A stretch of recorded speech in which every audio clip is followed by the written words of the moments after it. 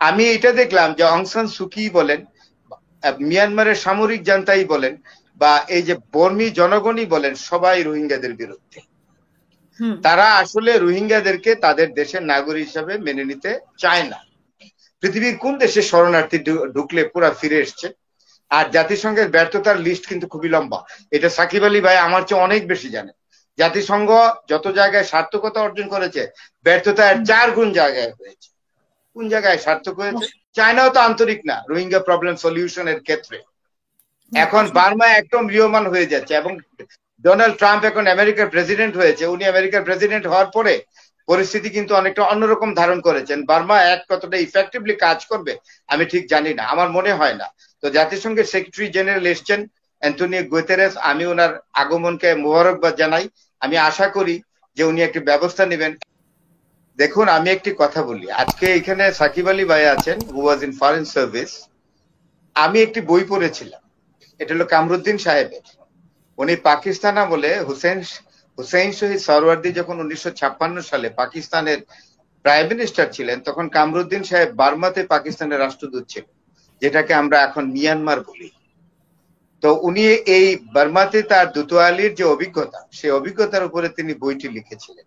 সেই বইটি আমার কাছে কপি আছে, আমি এটা পড়েছি, মানে আদ্যপান্ত পড়েছি বইটা। আমি বার্মা সম্পর্কে, বার্মার প্রশাসন সম্পর্কে, আমি মিলিটারি জান্তার যে প্রভাব, সেই সম্পর্কে আমার অভিজ্ঞতা হয়েছে।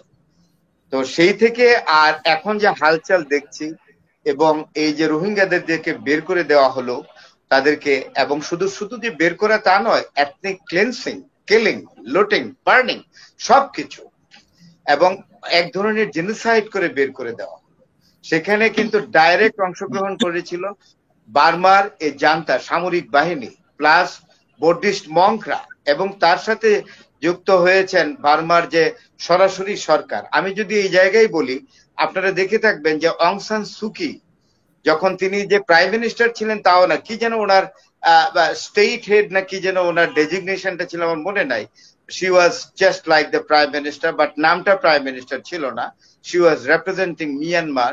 এবং উনাকে যখন ইন্টারন্যাশনাল কোর্ট অফ জাস্টিস হেগে নিয়ে যাওয়া হলো, উনি যখন সাক্ষ্য দিলেন এই এথনিক ক্লেন্সিং এর উপরে, যে রোহিঙ্গাদেরকে যে কিভাবে বের করা হলো এবং তাদেরকে কিভাবে হত্যা করা হলো, তাদের বাড়িঘর জ্বালিয়ে দেওয়া হলো, তাদের শিশুদেরকেও হত্যা করা হলো, তখন অং সান সুকি সেখানে বক্তব্য দিলেন, সাক্ষ্য দিলেন। এবং আমি খুব মর্মাহত হলাম যে উনি যেই সামরিক বাহিনী অং সান সুকিকে হাউস অ্যারেস্ট করে রাখলো, কনফাইন করে রাখলো বহু বছর, এবং তাকে বলা হয় mother of democracy, and she had been a long time fighter for democracy to be established in Burma, উনি তার বাহিনীকে, ওনার বার্মার বাহিনীকে অর্থাৎ সামরিক জান্তাকে উনি সমর্থন করে বসলেন সরাসরি। এটা আমাকে খুব shock, I was very much shocked.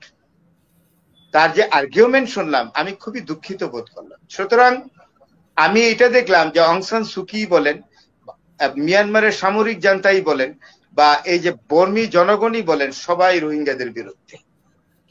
তারা আসলে রোহিঙ্গাদেরকে তাদের দেশের নাগরিক হিসাবে মেনে নিতে চায় না।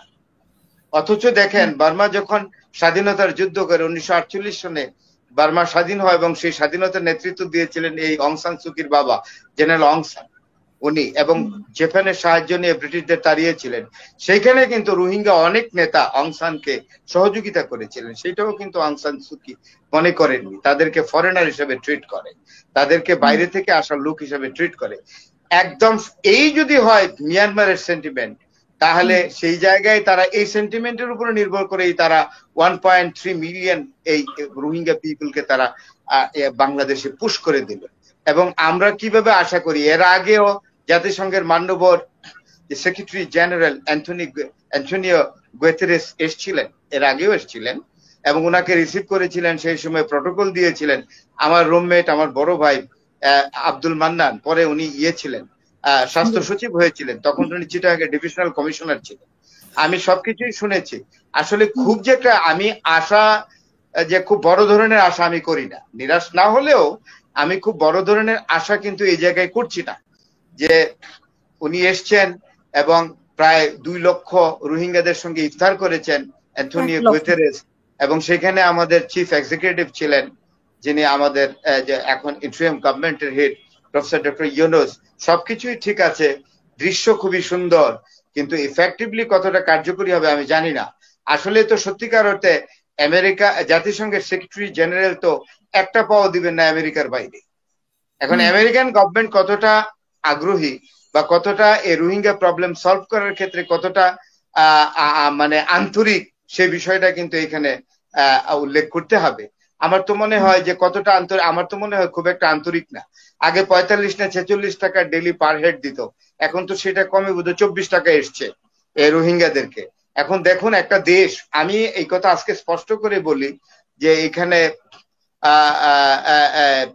স্যার এসছেন, স্যারের নামটা আমি খুব পুরোপুরি পড়তে পারছি না, ডক্টর মঞ্জু চৌধুরী, ডক্টর মঞ্জুর চৌধুরী স্যার এসছেন, আমাদের সাকিব আলী ভাই এসছেন। আমি একটা কথা খুব বিনয়ের সঙ্গে বলি, আমারও তো অভিজ্ঞতা নাই, তবু একটা কথা বলি, পৃথিবীর কোন দেশে শরণার্থী ঢুকলে পুরা ফিরে এসছে?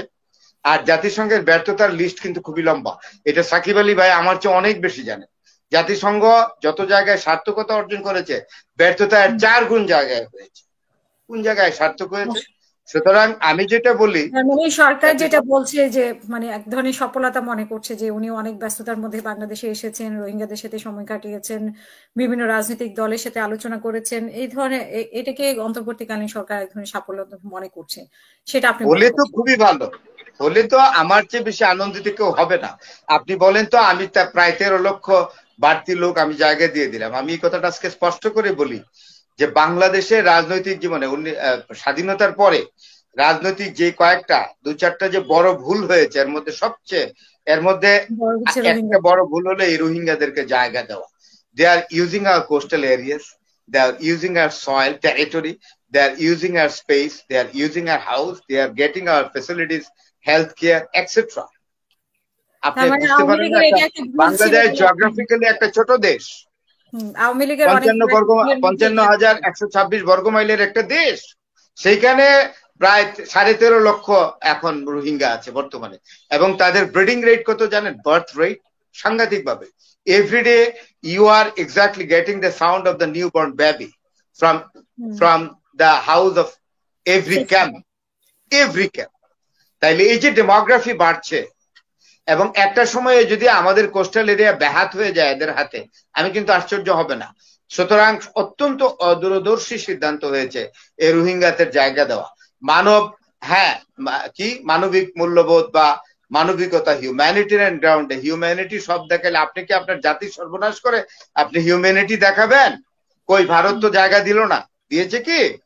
এখন চায়নার সাথে হলো আপনার মিয়ানমারের দারুণ সম্পর্ক। আমি মনে করি সাউথ এশিয়ান পলিটিক্সে জিওপলিটিক্যালি যদি আপনি ভাবেন, তাহলে চায়নার সাথে মিয়ানমারের সবচেয়ে বড় সম্পর্ক, যার জন্য আমেরিকা এখানে আপনার করে কি যেন বলে, বার্মা অ্যাক্ট করে কিচ্ছু করতে পারছে না, বিকজ অফ চায়না। তো সুতরাং চায়নাও তো আন্তরিক না রোহিঙ্গা প্রবলেম সলিউশনের ক্ষেত্রে।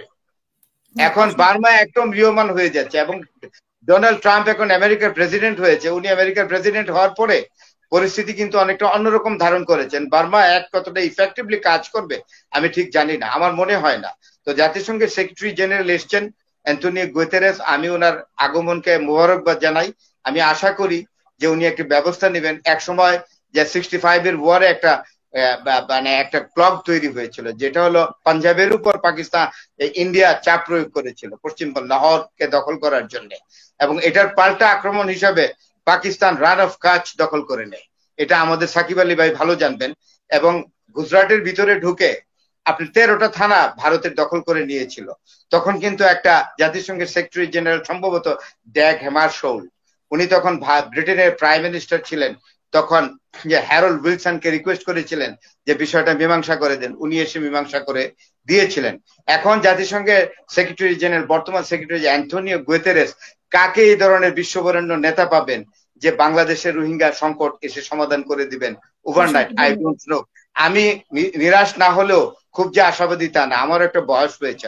I can judge the matter exactly according to the situation prevailing in international politics and regional politics. Thank you very much.